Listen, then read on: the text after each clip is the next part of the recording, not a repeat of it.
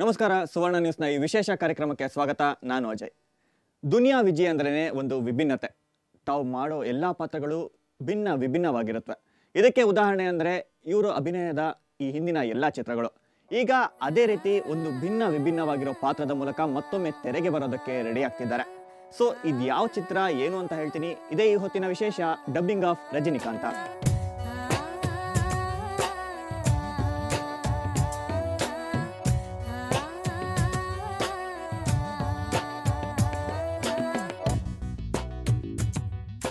ಈಗ ನಮ್ಮ ಜೊತೆ ಈ ರಜನಿಕಾಂತ ಚಿತ್ರದ ಕಾಂತ ಅವ್ರು ನಮ್ಮ ಜೊತೆ ಇದ್ದಾರೆ. ಹಾಯ್ ಸರ್, ನಮಸ್ತೆ. ಹೇಗಿದ್ದೀರಾ ಅಜಯ್? ಚೆನ್ನಾಗಿದ್ದೀನಿ, ನೀವು ಹೇಗಿದ್ದೀರಾ? Fine, first class. Sir, Bhima ತೀರಕ್ಕೆ ಹೋದವರು ವಾಪಸ್ ಕಾಣಿಸ್ಕೊಳ್ಳೇ ಇಲ್ಲ. ಎಲ್ಲೋಗಿದ್ರಿ, ಏನು ಮಾಡ್ತಾ ಇದ್ರಿ ಇಷ್ಟು ದಿನ? ಭೀಮಾ ತೀರದಲ್ಲಿ ಬಿದ್ದು ಅಲ್ಲಿಂದ ರಜನಿಕಾಂತ ಗೆದ್ದು ಬರ್ತಾ ಇದ್ದೀನಿ. ರಜನಿಕಾಂತ ಮೊದಲನೇ ಸರಿಗೆ ನಾನು ಡಬಲ್ ಆ್ಯಕ್ಟಿಂಗ್ ಮಾಡ್ತಾ ಇರೋದು. ಆಮೇಲೆ ರಜನಿ ಮತ್ತು ಕಾಂತ ಇಬ್ಬರು ಬೇರೆ ಬೇರೆ. ರಜನಿ ಬಂದ ಅಣ್ಣ, ಕಾಂತ ಬಂದ ತಮ್ಮ. ವಿಶೇಷ ಏನಂದರೆ ಅದನ್ನು ಸ್ವಲ್ಪ ಸೀಕ್ರೆಟಾಗಿ ಇಟ್ಟಿದ್ದೀವಿ. ನನ್ನ ಮೇಲೆ ಒಂದು ಯಾವಾಗಲೂ ಒಂದು ವಿಷಯ ಕಾಡ್ತಾನೆ ಇರುತ್ತೆ ಎಲ್ಲರೂ.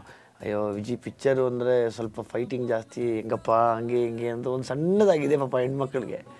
ಅದಕ್ಕೆ ಕಂಪ್ಲೀಟ್ಲಿ ಹೆಣ್ಮಕ್ಳು ಕುತ್ಕೊಂಡು ತುಂಬ ನಗ್ನಗ್ತಾವೆ. ಏನು ಜಾನಿ ಮೇರಾ ನಾಮ್ ಪ್ರೀತಿ ಮೇರಾ ಕಾಮೆಂಟ್ ನೋಡಿದ್ರು ಅದಕ್ಕಿಂತ ಹೆಚ್ಚಿಗೆ ಕುತ್ಕೊಂಡು ತುಂಬ ನಕ್ಕಿ ಇಡೀ ಫ್ಯಾಮಿಲಿ ಕುತ್ಕೊಂಡು ಚಿಕ್ಕ ಮಕ್ಕಳು ಎಂಜಾಯ್ ಮಾಡೋಂಗೆ. ಮತ್ತು ಸ್ಪೆಷಲಿ ಕಾಲೇಜ್ ಸ್ಟೂಡೆಂಟ್ಸು ಅವ್ರಿಗೆ ತುಂಬ ಇಷ್ಟ ಆಗೋ ಥರ. ಆಮೇಲೆ ಮಾಮೂಲಿ ಇದ್ದೇ ಇತ್ತಲ್ಲ, ಎಲ್ಲ ಪ್ರೇಮಿಗಳಿಗೆ ಇಷ್ಟ ಆಗೋ ಥರ ಒಂದು ಮುದ್ದಾದ ಸಿನಿಮಾ ಇದು. ಇದು ಫಸ್ಟ್ ಟೈಮ್ ನೀವು ಡಬಲ್ ರೋಲಲ್ಲಿ ಕಾಣಿಸ್ಕೊಂಡಿದ್ದೀರಾ. ಸೊ ಅದೇ ಸೀನು ಇನ್ನೊಂದು ಕ್ಯಾರೆಕ್ಟರ್ ಬರಬೇಕು, ಅಲ್ಲಿ ಆ್ಯಕ್ಟ್ ಮಾಡಬೇಕು. ಸೊ ಹೇಗಿತ್ತು sir first time double role? ತುಂಬಾ ಕಷ್ಟ ಅದು. ಈಗ ಒಬ್ಬಂದು ಆ್ಯಕ್ಟ್ ಮಾಡಿ ಇಮಿಡಿಯೇಟ್ ಹಂಗೆ ಡ್ರೆಸ್ ಚೇಂಜ್ ಮಾಡಿ ಹಂಗೆ ಕಾಂತ ಆ್ಯಕ್ಟ್ ಮಾಡಬೇಕು. ತಿರ್ಗಿ ಅದಾಗಿದ ತಕ್ಷಣ ಹಂಗೆ ಕಾಂತ ಮುಗಿದ ತಕ್ಷಣ ಇಮಿಡಿಯೇಟ್ ರಜನಿ ಡ್ರೆಸ್ ಹಾಕೋಬೇಕು. ಫಸ್ಟ್ ಡೇ ಒಂದು ಫೀಲ್ ಇತ್ತು ಅಷ್ಟೇ, ಹೆಂಗಪ್ಪ ಮಾಡೋದು ಡಬಲ್ ಆ್ಯಕ್ಟಿಂಗ್ ಅನ್ನೋ ಭಯ. ಆಮೇಲೆ ಹೋಗ್ತಾ ಸರಿ ಹೋಯಿತು. ಎರಡು ಕಡೆನೂ ಎರಡು ಪಾತ್ರಕ್ಕೂ ತುಂಬ ನ್ಯಾಯ ಸಿಕ್ಕಿದೆ. ಎಲ್ರಿಗೂ ಕೆಲವ್ರಿಗೆ ರಜನಿ ತುಂಬ ಇಷ್ಟ ಆದರೆ ಕೆಲವ್ರಿಗೆ ಕಾಂತ ತುಂಬ ಇಷ್ಟ ಆಗ್ತದೆ. ಹೆಂಗೆ ಮಾಡ್ತಾರಪ್ಪ ಇದನ್ನು ಡಬಲ್ ಆ್ಯಕ್ಟಿಂಗು, ಹೆಂಗೆ ಮಾಡೋದು? ಚೂರೂ ವ್ಯತ್ಯಾಸ ಬರದೇ ಇರೋ ಥರನೇ ಆ್ಯಕ್ಟ್ ಮಾಡಬೇಕಿತ್ತು. ಗೊತ್ತಾಗಲೇಬಾರ್ದು ತಿರ್ಗಿ ನಾನೇ ಮಾಡ್ತಾಯಿದ್ದೀನಿ ಅಂತ. ಬೇರೆ ಪಾತ್ರಕ್ಕೆ ಬೇರೆದೇನೇ ಅದು ಮನಸ್ಸಲ್ಲಿ ಇಟ್ಕೊಂಡು ಎಂಟೈರ್ ಶೇಡೇ ಚೇಂಜ್ ಮಾಡ್ಕೊಂಡು ಆ್ಯಕ್ಟ್ ಮಾಡಬೇಕು. ಸೊ ಹಂಗಾಗಿ ಅದಕ್ಕೆ ತುಂಬ ತಾಳ್ಮೆ ಬೇಕು. ಒಂದು ಸಣ್ಣದಾಗಿ ಒಂಚೂರು ಜರ್ಕೊಡಿದ್ರು ಅದೇ ಥರ ಕಾಣ್ತದೆ ಅಂದ್ಬಿಡ್ತಾರೆ. ಸೊ ಹಂಗೆ ತುಂಬ ಕಾನ್ಸಂಟ್ರೇಟ್ ಮಾಡಿ ಡಿಫ್ರೆಂಟಾಗಿ ಮಾಡಿದ್ದೀನಿ ನಾನು.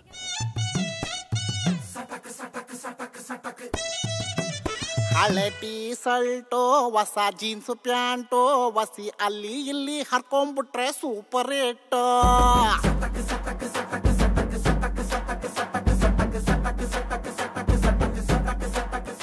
ನೀವು ಹೇಳಿದ್ರೆ ಈ ಹುಡುಗಿರು ಹೇಳ್ತಾರೆ ದುನಿಯಾ ವಿಜಯ್ ಫಿಲಮ್ ಅಂದರೆ ಬರೀ ಆ್ಯಕ್ಷನ್ ಅಪ್ಪ. ನನ್ಗೆ ಹಂಗೆ ಅನ್ನಿಸ್ತಿಲ್ಲ. ಯಾಕಂದರೆ ಫಸ್ಟ್ ದುನಿಯಾ ಫಿಲಮಲ್ಲಿ ಆ್ಯಕ್ಷನ್ ಇತ್ತು, ಆಮೇಲೆ ನೆಕ್ಸ್ಟ್ ಜಂಗ್ಲಿಲ್ ಬಂದಾಗ ಕಾಮಿಡಿ, ಲವ್ ಸ್ಟೋರಿ, ಆ್ಯಕ್ಷನ್ ಎಲ್ಲ ಇತ್ತು. ಸೊ ವಿಜಯ್ ಒಂದು ಕಡೆ ಕಾಮಿಡಿನೂ ಮಾಡ್ತಾರೆ ಅಂತ ಜನಗಳಿಗೆ ರೀಚ್ ಆಗಿದೆ. ಸೊ ಈ ಚಿತ್ರದಲ್ಲಿ ಒಂದು ಕಾಲೇಜ್ ಹುಡುಗನ ಪಾತ್ರದಲ್ಲಿ ಬೇರೆ ಕಾಣಿಸ್ಕೊಂಡಿದೆ ಫಸ್ಟ್ ಟೈಮ್. ಹೇಗೆ ಸರ್? ಚೆನ್ನಾಗಿದೆ. ನನ್ನ ಎಲ್ಲ ಕಾಲೇಜ್ ಡೇಸ್ ಎಲ್ಲ ಜ್ಞಾಪಿಸ್ಕೊಂಡು ಕಾಲೇಜ್ ಡೇಸಲ್ಲಿ ನಾನು ಮಾಡ್ತಾ ಇದ್ದಿದ್ದು ತಮಾಷೆಗಳು, ತರಲೆಗಳು, ಚೇಷ್ಟೆಗಳು. ಆಮೇಲೆ ನಮ್ಮನ್ನು ಪ್ರಿನ್ಸಿಪಾಲ್ ಕರೆದು ಬೈತಿದ್ದಿದ್ದು, ಲೆಕ್ಚರರ್ಸ್ ನಮ್ಮನ್ನು ಬೈತಿದ್ದಿದ್ದು. ಲೆಕ್ಚರರ್ಸ್ಗಳೆಲ್ಲ ನೀನು ಉದ್ಧಾರ ಆಗಲ್ಲ ಬಿಡು, ನೀನು ಇದೆಲ್ಲ ಮಾಡೋಬೋದು ಅನ್ನೋ ಸಿನಿಮಾಗೆ ಹೋಗಿ ಸೇರ್ಕೊಂಬಿಡು ಅಂತ ಇದ್ದಿದ್ದು ಎಲ್ಲವೂ ಜ್ಞಾಪಕಕ್ಕೆ ಬರುತ್ತೆ ಅದರಲ್ಲಿ. ಈಗ ಯಾವ ರೀತಿ ಫ್ಯಾನ್ಸ್ ಕ್ರಿಯೇಟ್ ಆಗ್ಬಿಟ್ಟಿದ್ದಾರೆ ಅಂದರೆ ನಿಮಗೆ ಕಾಮಿಡಿನೂ ಬೇಕು ಅಂತಾರೆ, ಆ್ಯಕ್ಷನ್ನು ಬೇಕು ಅಂತಾರೆ. ಈ ಚಿತ್ರದಲ್ಲಿ ಆ ಕಾಮಿಡಿ ಜೊತೆಗೆ ಆ್ಯಕ್ಷನ್ಗಳು ಹೇಗಿದೆ? ಆ್ಯಕ್ಷನ್ ಅಂತ ಎರಡೇ ಫೈಟ್ ಇದೆ ಅಷ್ಟೇ. ಅದು ಬಿಟ್ಟರೆ ಎಂಟೈರ್ ಸಿನಿಮಾ ಫುಲ್ಲು ನಗ್ತಾನೆ ಇರೋದು. ಎಲ್ಲ ಕಮ್ಮಿ ಆಗುತ್ತೆ ಅಂತ ನಿಮ್ಮ ಹತ್ರ ಕೇಳಕ್ಕೆ ಬಂದಿಲ್ಲ, ಯಾಕೆ ಹಾಕ್ಸ್ಕೊಂಡಿದೆ ಅಂತ ಹೇಳಕ್ಕೆ ಬಂದಿದ್ದೀನಿ.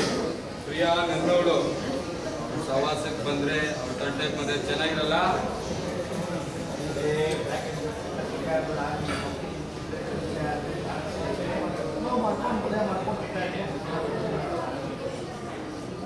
ಗಂಡಸು ನೀನಾ ನಾನು ಡಿಸೈಡ್ ಮಾಡೋಣ.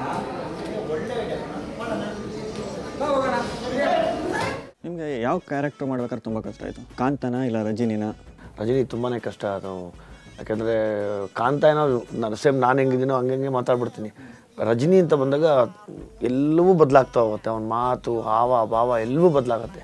ಅದು ತುಂಬ ಟಫ್ ಅನ್ನಿಸ್ತು ನನಗೆ. ನನಗೆ ಗೊತ್ತಿರೋಂಗೆ ಸ್ವಲ್ಪ ಇನ್ಫಾರ್ಮೇಶನ್ ಏನಂದ್ರೆ ಒಂದು ಕವಿತೆ ಒಳಗೊಂಡ ಆ ರಜನಿ ಕ್ಯಾರೆಕ್ಟರ್ ಆ ಥರ ಎಲ್ಲ ಇರ್ತಿರ್ತಾನೆ, ಅದು ನಾರ್ಮಲ್. ರಜನಿ ಬರ್ದಿರ್ತಾನೆ, ಅದನ್ನ ಕಾಂತ ಕದ್ಕೊಂಡು ಹುಡುಗಿ ಕೊಡ್ತಾ ಇರ್ತಾನೆ.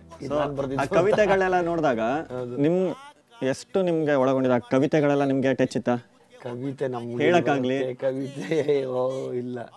ಈಗ ನೀವು ಡಬ್ ಮಾಡ್ಬೇಕಾದ್ರೆ ಆ ಕವಿತೆಗಳನ್ನ ಹೇಳಲೇಬೇಕು. ಹೌದು. ಸೊ ಅವಾಗ ಏನು ಅನ್ನಿಸ್ತು ನಿಮ್ಗೆ? ಅವಾಗ ಒಂಥರ ನಮಗೆ ನಗು ಬರುತ್ತೆ. ಅದು ಸುಮ್ಮನೆ ಎಲ್ಲಾರ್ದು ದೊಡ್ಡ ಕವಿಗಳನ್ನ ಇವ್ರನ್ನ ನಮ್ಮ ಯೋಗರಾಜ್ ಸರ್ನ, ಜಯಂತ್ ಕಾಯ್ಕಿಣಿ ಸರ್ನ, ಆಮೇಲೆ ನಾಗೇಂದ್ರ ಪ್ರಸಾದ್ ಸರ್ನ, ಕವಿರಾಜ್ ಅವ್ರನ್ನ ಅವರೆಲ್ಲ ಇಟ್ಕೊಂಡು ನಾನೇನೋ ದೊಡ್ಡ ಕವಿ ಥರ ನಾನು ಬರ್ಕೊಂಡು ಕೂತ್ಕೊಳ್ಳೋದು, ಅದು ನನಗೆ ಒಂಥರ ಖುಷಿ ಆಗೋದು. ಸರ್, ಇನ್ನು ರಜನಿಕಾಂತ ಚಿತ್ರ, ಸೊ ನಮಗೆಲ್ಲ ಗೊತ್ತಿರೋ ಹಾಗೆ ನೀವು ರಜನಿಕಾಂತ್ರ ದೊಡ್ಡ ಫ್ಯಾನು.